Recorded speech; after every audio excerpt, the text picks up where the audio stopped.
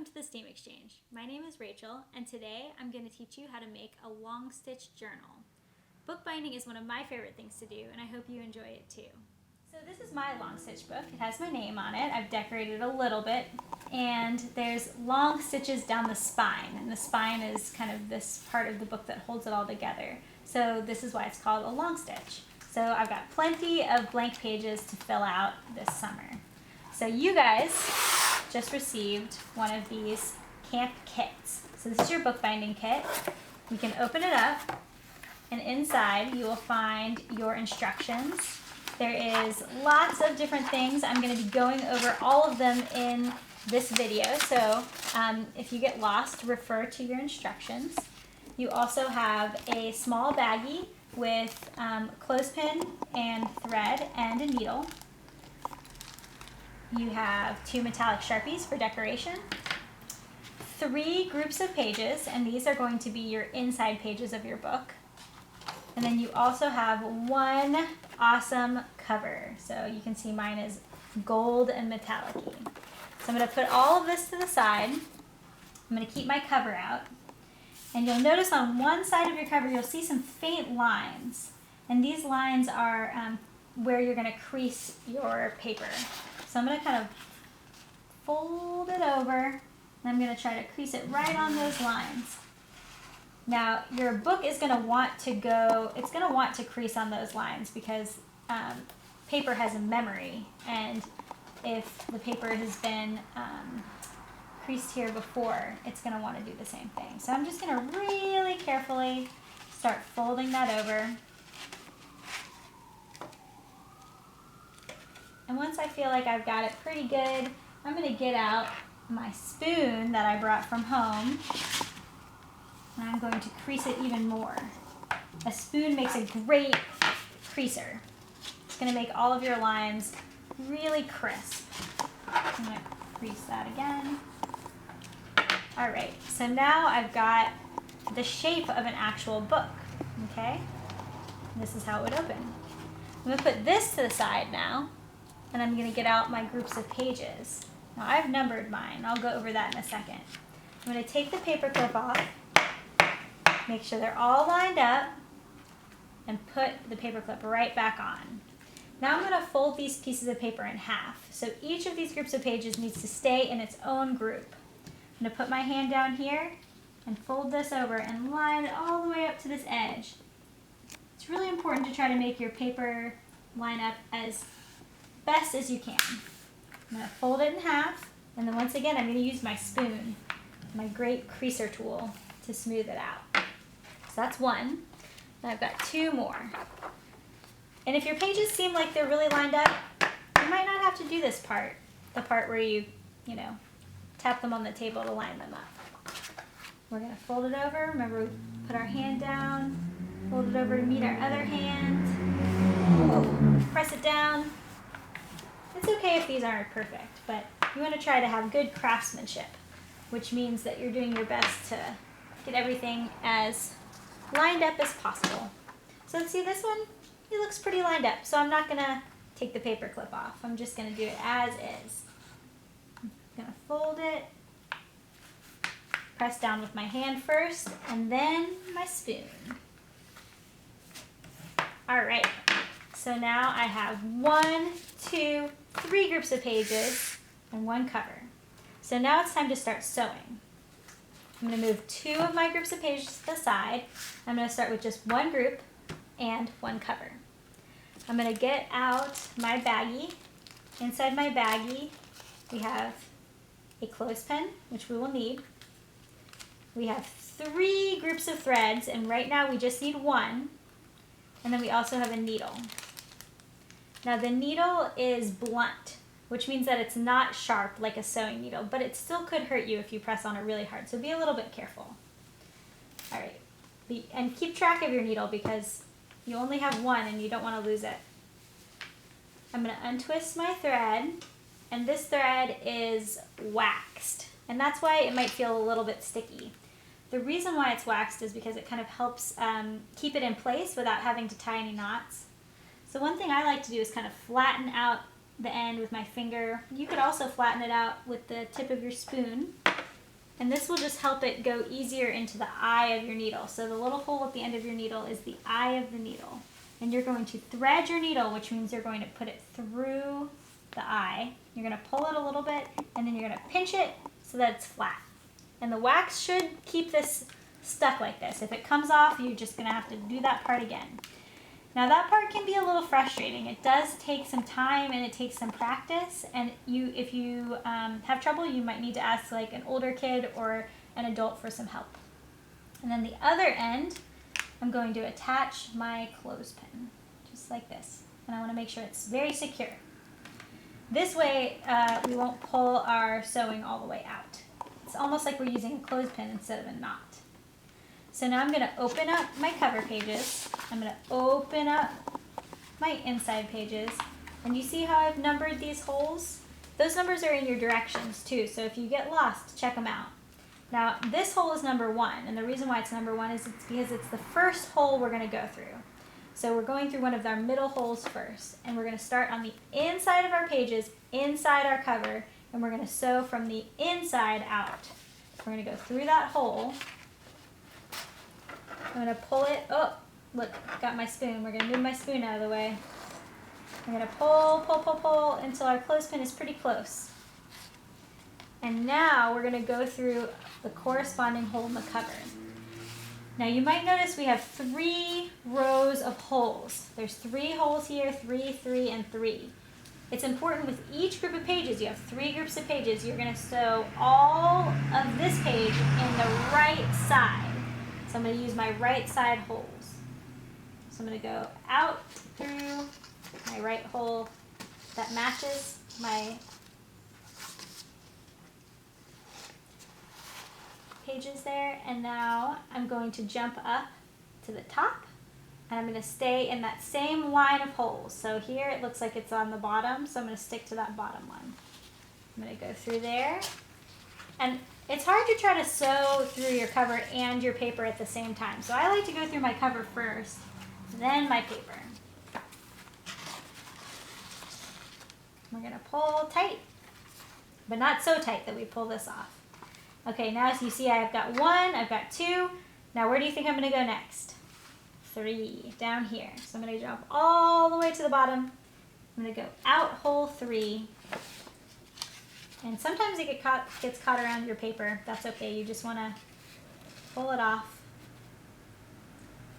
And I'm going to go through the same corresponding hole in the cover.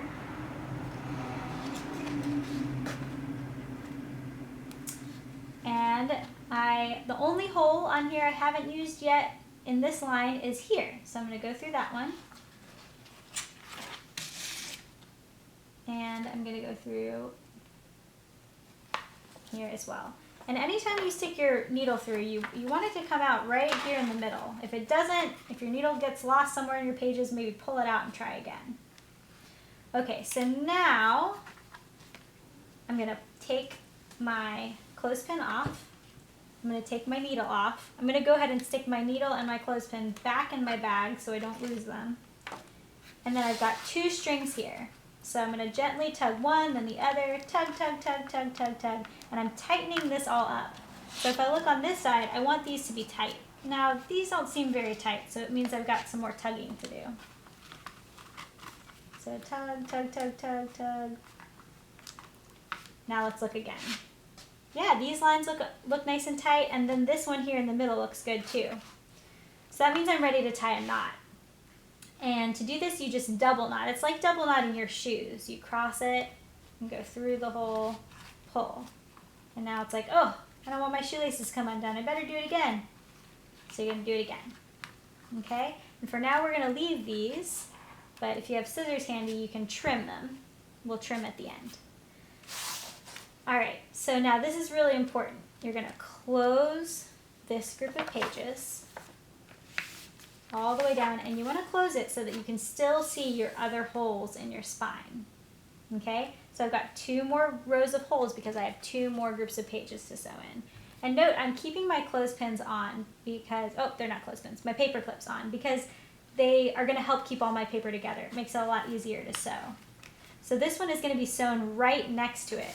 Sometimes I see people try to sew inside their group of pages, but no, you close it and sew next to it. So now I can get out my clothespin and another set of thread and my needle. And I'm going to, ooh, don't run away, needle. Gonna untwist this. Be really careful when you untwist it because you don't want it to get in a knot. We're gonna flatten. And so at this point, I'm just repeating. I'm gonna do this part again. So just to remind you, you sew in the next group of pages, all the groups of pages sew in the same sewing pattern. So can you remember which one is hole 1? Right here. So we're gonna go out hole 1 and pull. In the same hole in the spine. And we're gonna jump up to the top.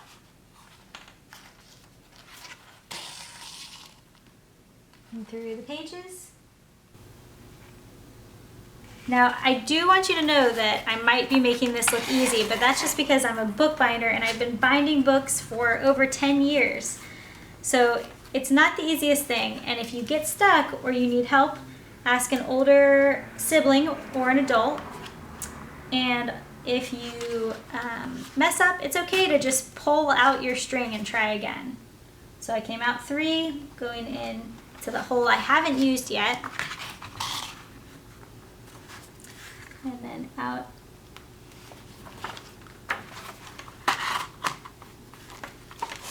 Okay, and now I'm going to remove these, put them safely in my bag, and tighten and tie.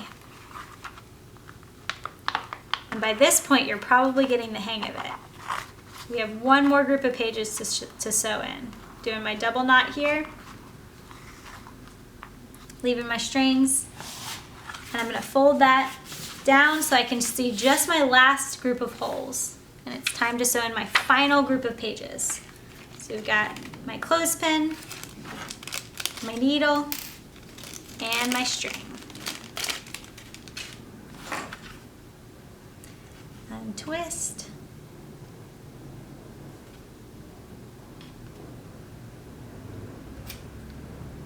Flatten your needle, or flatten it to thread your needle.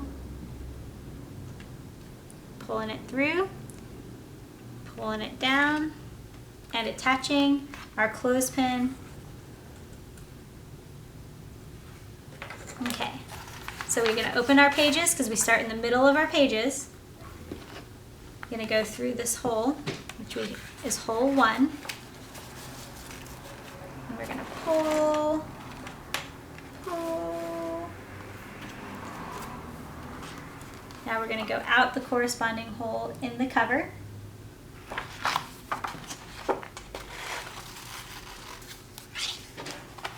And then, can you see how we're getting some really nice long lines? So we're going to go out. We're making our final line. We are almost finished with our book. Now it might take you a little bit longer to do yours because you're new to bookbinding, and that's okay. Once you do this book, you can maybe try out another version of your own book. So we're doing our out hole 3, and then we're going to do the final hole, our very last hole in the whole book, hole number 4, and then through the corresponding hole in the cover. Off our needle and our clothespin. Let's go ahead and put them back in our bags because you guys can use these again if you ever want to make another book. And we're going to tighten, tighten, tighten, tighten, tighten. Let's check it. Ooh, look at those lines. They look amazing. So that looks good. We're gonna double knot here. Woo.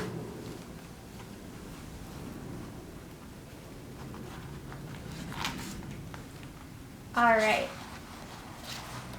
Now, I need to find a pair of scissors, but you can go ahead and take your paper clips off of each group of pages. Ah, look, some scissors. Perfect. So I've removed all 3 of my paper clips, and now this is the last kind of important step, is that you want to trim your strings. But if you cut them right on that knot, the knot is going to come undone. So you want to leave a little bit of space so that your strings have little tails.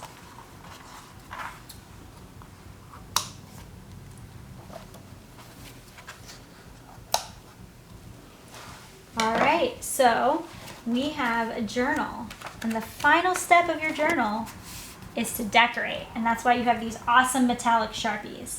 So you can do all sorts of cool things with them. As you can see in this journal, I actually also added some colored pencil in to add some color, which I had a lot of fun with. But you can make sure you put your name on it. You can draw on it. Maybe get some hearts on there, a star. Maybe you write your name in some cool bubble letters. It's summer. I'm gonna maybe draw myself a yummy ice cream cone, because I love ice cream. And so I can't wait to fill out this journal with all of my summer adventures. And I hope you guys have a wonderful summer, and that you get to fill your journal with all sorts of awesome writings and drawings and cool things. Maybe you'll add pockets, maybe you'll color in it. A lot of exciting things. So we'll see you next time.